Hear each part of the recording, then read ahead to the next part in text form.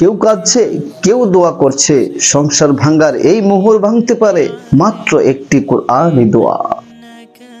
নাহমাদুহু ওয়া নাসাল্লি আলা রাসূলিহিল কারীম, আম্মা বা'দ। প্রিয় দর্শক, আরো একটি ভিডিওতে আপনাদেরকে স্বাগতম। দেশ ও দেশের বাহির থেকে যারা দেখছেন এবং শুনছেন, আল্লাহ পাক রব্বুল আলামিন সবাইকে ভালো রাখুন, সুস্থ রাখুন, আমিন।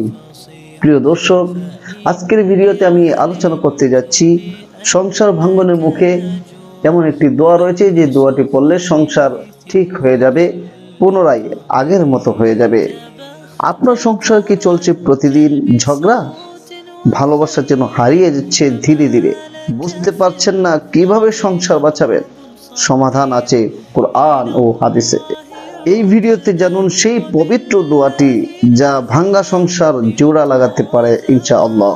পবিত্র কোরআনে আল্লাহ তাআলা বলেন, ওয়াসলিহ লি ফি যুররিয়াতি ইন্নী তুবিতু ইলাইকা ওয়া ইন্নী মিনাল মুসলিমিন। সূরা আহকাফ আয়াত নম্বর 15। অর্থ, আমার সন্তানদের ব্যাপারে আমার জন্য সংশোধন করে দাও, আমি তওবা করে তোমার দিকে ফিরেছি। কেন এই দোয়া এত গুরুত্বপূর্ণ? কারণ সংসার শুধুমাত্র ভালোবাসা নয়, এতে দরকার দয়া, ক্ষমা আর আল্লাহর সাহায্য। দাম্পত্য জীবনে এই দোয়াটির উপকারিতা কি আমরা এখন আলোচনা করব। 1. ভালোবাসা বাড়বে, রাগ ও অভিমান কমবে, শান্তি ও প্রশান্তি ফিরে আসবে, আত্ম হবে নরম ও ধৈর্যশীল।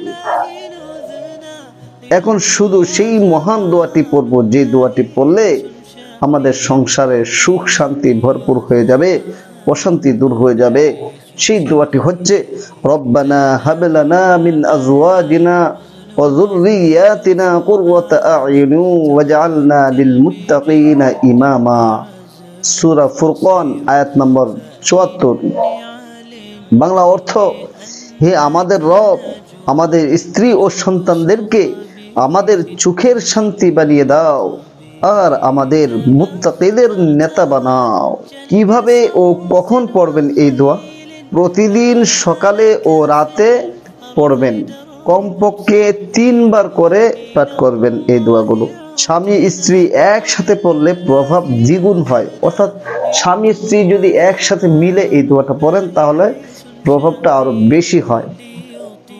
বাস্তবিক কিছু উপদেশ: রাগের সময় চুপ থাকুন, ঘুমানোর আগে একসাথে দোয়া করুন, দাম্পত্যে ভুল হলে ক্ষমা চেয়ে নিন, একে অপরের জন্য সব সময় দোয়া করুন। রাগের সময় চুপ থাকা মানে কি? স্ত্রী রাগ করছেন, আপনি একটু চুপ থাকেন। আপনি রাগ করছেন, স্ত্রী উচিত একটু চুপ থাকা। ঘুমানোর আগে একসাথে দোয়া করবেন, এটাও খুব মহব্বতের কাজ। আর দাম্পত্য জীবনে ভুল হতেই পারে, সবাই ভুল হলে ক্ষমা চেয়ে নেবেন। একে অপরের জন্য সব সময় দোয়া করা, এটা অনেক উপকারী একটা কাজ। দোয়া, সবর ও ক্ষমা, এই 3টি জিনিসই সুখী সংসারের মূল চাবিকাঠি। যদি ভিডিওটি ভালো লেগে থাকে শেয়ার করুন প্রিয়জনের সঙ্গে, কমেন্টে লিখুন আল্লাহ আমার সংসারে বরকত দাও। সাবস্ক্রাইব করুন ইসলামিক দোয়া ও আমল পেতে। আল্লাহ আমাদের সকলের সংসার হেফাজত করুন, আমিন।